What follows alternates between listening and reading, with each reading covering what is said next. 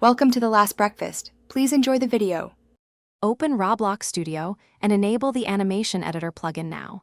Create a new animation for the character or accessory parts. Set the editor to 24 frames and a 2-second loop exactly.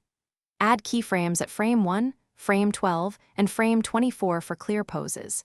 Use rotation keys to define up, mid, and down wing positions. Save the animation and publish it to get the asset ID integer. Keep the animation asset ID handy for the scripting step ahead. Select the wing parts and ensure each connects with a motor 6D joint. Set motor 6D C0 rotations to 0 degrees, 45 degrees, and minus 45 degrees for range. Place keyframes at frames 1, 6, 12, 18, and 24 to smooth the motion. Use linear easing between those keyframes for a mechanical flutter feel. Keep the wing pivot 0, 2 to 0.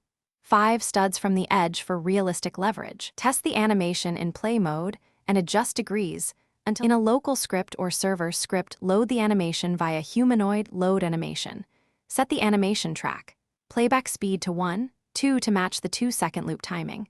Call animation track play with the loop parameter enabled to loop indefinitely. Use run service.